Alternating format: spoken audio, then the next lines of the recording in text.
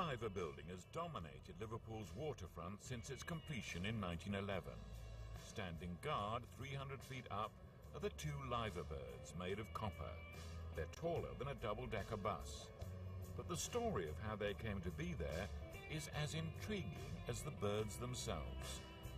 For 100 years, the creator of these enormous birds was written out of Liverpool's history. It was only recently that he was remembered and honoured by the city. It's especially strange given that the liverbirds he created symbolise the spirit of Liverpool. The Royal Liver Building was the tallest office building in Britain, the first skyscraper. It's a really unique building. There's nothing quite like it anywhere in the world. We wanted this to be a key focal point for people visiting the city. It was the tallest building of its time. In fact, it was the tallest building in Europe for 20 years. Tell me about the liverbirds. They're mythical creatures. They've been representing the city of Liverpool for many centuries. And they probably originally started off as something like an eagle. But the ones that we have today here are more like a cormorant.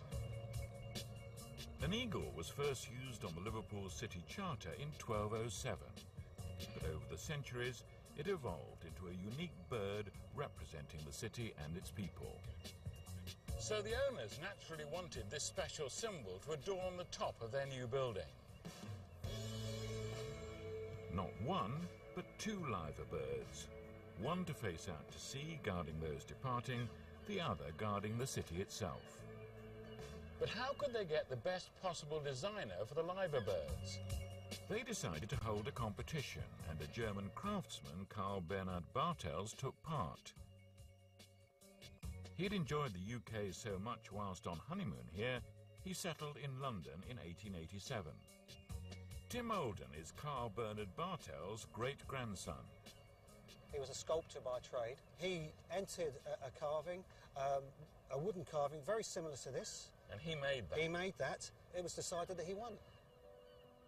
So it was that a German-born sculptor completed one of Liverpool's most famous landmarks. But he was not to enjoy the affection of the public for long. When the First World War broke out in 1914, Germans living in the UK became a target. They weren't welcome. Their businesses were looted. A lot of the German records were wiped out. Anything to do with Germany. It was a xenophobia. Despite having a wife and British children, in 1915, Carl Bernhard Bartel was forcibly separated from his family.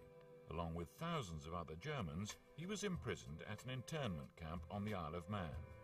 He died in 1955, with no official record remaining of his connection to the famous liverbirds. And we found that there was no records. You sort of question this, why? So you were determined that people would know that it was your great-grandfather who made the models Absolutely. For the liverbirds? Eventually in 2011, on the centenary of the liverbirds, my great-grandfather was given a Citizen of Honour Award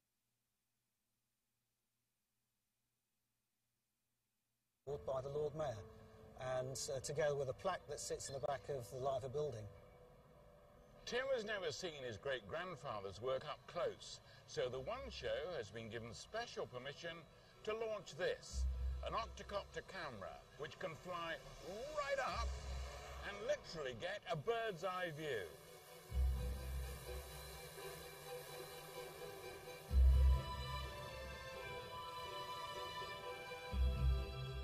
What a way to see them, with bird's-eye view.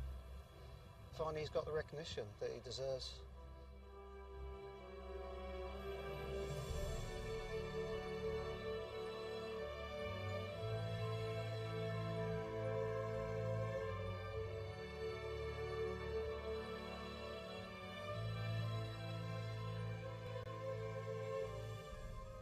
Ah, the old town, John.